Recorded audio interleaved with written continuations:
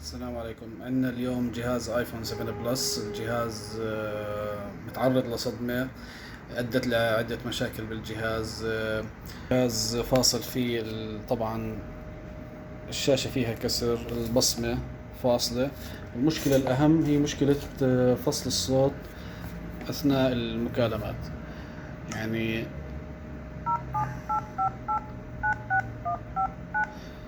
لما تستلم مكالمة الصوت ما بيشتغل بالجهاز.